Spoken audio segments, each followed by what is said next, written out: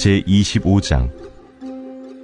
이것도 솔로몬의 잠언이요 유다왕 히스기야의 신하들이 편집한 것이니라. 이를 숨기는 것은 하나님의 영화요 이를 살피는 것은 왕의 영화니라. 하늘의 높음과 땅의 깊음같이 왕의 마음은 헤아릴 수 없느니라. 은에서 찌꺼기를 제하라. 그리하면 장색에 쓸만한 그릇이 나올 것이요 왕 앞에서 악한 자를 제하라. 그리하면 그의 왕위가 의로 말미암아 견고히 서리라. 왕 앞에서 스스로 높은 채 하지 말며 대인들의 자리에 서지 말라. 이는 사람이 내게 이리로 올라오라고 말하는 것이 내 눈에 보이는 귀인 앞에서 저리로 내려가라고 말하는 것보다 나음이니라. 너는 서둘러 나가서 다투지 말라. 마침내 내가 이웃에게서 욕을 보게 될 때에 내가 어찌할 줄을 알지 못할까 두려우니라. 너는 이웃과 다투거든 변론만 하고 남의 은밀한 일은 누설하지 말라. 듣는 자가 너를 꾸짖을 터이요 또 내게 대한 악평이 내게서 떠나지 아니할까 두려우니라. 경우에 합당한 말은 아로새긴 은쟁반의 금사건이라. 슬기로운 자의 책망은 청종하는 귀의 금고리와 정금장식이니라. 충성된 사자는 그를 보낸 이에게 마치 추수하는 날의 얼음 냉수 같아서 능히 그 주인의 마음을 시원하게 하느니라. 선물한다고 거짓 자랑하는 자는 비 없는 구름과 바람 같으니라. 오래 참으면 관원도 설득할 수 있나니 부드러운 혀는 뼈를 꺾느니라.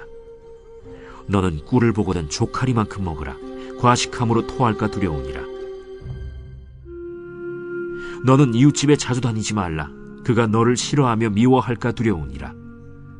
자기의 이웃을 쳐서 거짓 증거하는 사람은 방망이요 칼이요 뾰족한 화살이니라. 환난 날에 진실하지 못한 자를 의뢰하는 것은 부러진 이와 위골된 발 같으니라. 마음이 상한 자에게 노래하는 것은 추운 날에 옷을 벗음 같고 소다 위에 식초를 부음 같으니라. 내 원수가 배고파하거든 음식을 먹이고 목말라 하거든 물을 마시게 하라. 그리하는 것은 핀숯을 그의 머리에 놓는 것과 일반이요 여호와께서 내게 갚아주시리라. 북풍이 비를 일으킴같이 참소하는 혀는 사람의 얼굴에 분을 일으키느니라. 다투는 여인과 함께 큰 집에서 사는 것보다 움막에서 혼자 사는 것이 나으니라. 먼 땅에서 오는 좋은 기별은 목마른 사람에게 냉수와 같으니라. 의인이 악인 앞에 굴복하는 것은 우물이 흐려짐과 샘이 더러워짐과 같으니라. 꿀을 많이 먹는 것이 좋지 못하고 자기의 영예를 구하는 것이 헛되니라. 자기의 마음을 제어하지 아니하는 자는 성읍이 무너지고 성벽이 없는 것과 같으니라.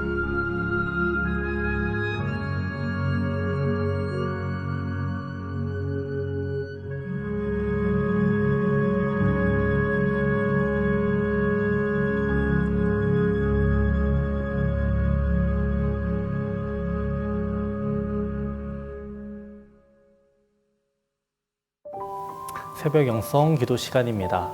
오늘은 잠언 25장 16절 말씀을 중심으로 절제라는 주제로 함께 말씀을 살펴보겠습니다. 잠언 25장 16절은 이렇게 시작합니다. 너는 꿀을 보거든 조카리만큼 먹으라. 과식함으로 토할까 두려우니라. 성경에서 가나안 땅을 젖과 꿀이 흐르는 땅이라고 표현했습니다. 성경에서 꿀은 긍정적인 표현으로 사용됩니다. 오늘날과 달리 고대에는 꿀이 흔하지 않았습니다. 그렇기에 꿀을 발견한다는 것은 굉장히 기쁜 일이었고 한꺼번에 꿀을 많이 섭취하게 되었죠. 꿀은 신이 내린 완전 식품이라는 별명이 있습니다. 하지만 아무리 몸에 좋은 것이라 하더라도 이를 과하게 먹으면 토하게 된다라고 성경은 말하고 있습니다. 꿀을 과다하게 먹으면 토하게 되는 이유는 꿀의 짙은 단맛과 함께 영양 성분이 고도로 농축되어 있기에 지나치게 섭취하면 몸이 이를 감당할 수 없기 때문이라고 합니다. 이러한 부분은 17절에서도 이어집니다. 17절은 16절과 같은 구조로 되어 있습니다. 꿀을 이웃집으로 바꿔서 보면 이렇게 됩니다. 마음이 잘 맞는 이웃이 있다면 꿀처럼 달콤할 겁니다. 그러나 지나치게 자주 방문하면 서로에게 실증을 느낄 수도 있고 예기치 않은 일로 서로를 미워하게 될지도 모른다는 것입니다. 과유불급이라는 말이 있습니다. 과하면 모자란 것만 못하다라는 뜻이죠. 다음의 단어들을 보십시오. 과식, 과로, 과욕, 과신, 과적, 과열 모두 좋지 않은 것입니다. 많은 학자들이 과식이 만병의 근원이라고 말합니다. 통계학자들에 따르면 지구상에서 굶어 죽는 사람보다 지나치게 먹어 생기는 질병으로 죽는 사람들이 훨씬 많다라고 합니다. 많은 것보다는 모자란 것이 낫다라고 말은 하지만 사실 모자란 것보다 적당한 것이 가장 좋은 것 아니겠습니까? 농부의 입장에서 보면 너무 비가 많이 와도 문제가 됩니다. 하지만 너무 비가 오지 않아도 문제가 되죠. 농부의 입장에서 보면 비가 적절한 시기에 적당하게 와야 합니다. 16절을 다시 읽어보겠습니다. 너는 꿀을 보거든 조카리만큼 먹으라. 과식함으로 토할까 두려우니라. 조카리만큼이라고 말하고 있습니다. 새번역이나 공동번역, 현대인의 성경을 보면 적당히 먹으라 라고 말하고 있습니다. 이스라엘 백성들이 출애굽을 하고 광야를 살 때에 하나님께서는 이스라엘 백성에게 만나를 내려주셨습니다. 모세가 이스라엘 백성에게 이렇게 말했습니다. 당신들이 먹을 만큼씩만 거두어 가십시오. 그리고 그것을 아침까지 남겨두지 마십시오. 그런데 어떤 사람들은 모세의 말을 듣지 않고 아침까지 만나를 남겨두었습니다. 그랬더니 남겨둔 것에서 벌레가 생기고 악취가 풍겼습니다. 그들은 자신이 먹을 만큼 적당히 챙기지도 않았습니다. 어찌 보면 탐욕이고 어떻게 보면 불순종인 것입니다. 적당히 먹기 위해서는 절제가 필요합니다. 자기의 마음을 제어할 수 있어야 하는 것이죠. 오늘 잠언 25장 마지막 절 또한 절제에 대한 말씀으로 이어지고 있습니다. 28절 함께 보겠습니다. 자기의 마음을 제어하지 아니하는 자는 성읍이 무너지고 성벽이 없는 것과 같으니라. 고대 사회에서 성읍과 성벽이 얼마나 중요한 역할을 했습니까? 성읍이 무너지고 성벽이 무너지면 망하는 것입니다. 잠언의 저자는 여기에 비유하고 있는 것입니다. 자기의 마음을 제어하지 못하는 자는 성읍이 무너지고 성벽이 없는 것과 같다라는 것입니다. 성경에서 사단은 삼킬 자를 찾아 오는 사자와 같이 두루 다닌다라고 말하고 있습니다. 사단이 찾아다니는 대상자가 누구겠습니까? 자기의 마음을 제어하지 못하는 자입니다.